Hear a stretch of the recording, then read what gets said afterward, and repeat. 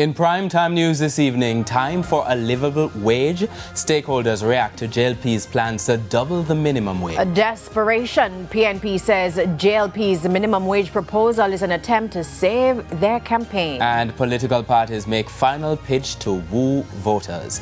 Good evening and welcome to primetime news, and a special welcome to viewers on TVJ International in the Cayman Islands and online at onespotmedia.com. I'm Archibald Gordon. And I'm Janella Precious with a preview of what's to come in business day. Here's Andrea Chisholm. Well, Janella, some small businesses are celebrating this evening because they've received an amnesty on their water bills. I'll tell you what that's all about later in the business day.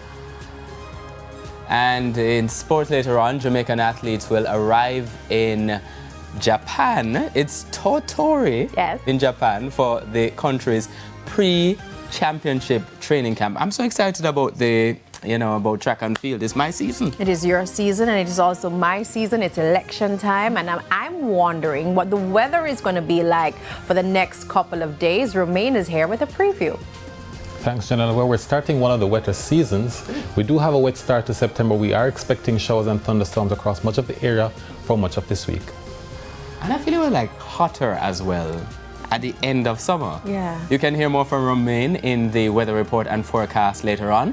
There's also sports commentary and E-Prime in this newscast. But before the break, the feedback question. And Archie, this evening we are asking, what are your thoughts on the JLP's proposal to double the minimum wage? You can share your comments online, facebook.com/televisionjamaica, and you can post on X at TVJ News Center. So please stay with us. Primetime News returns after this break.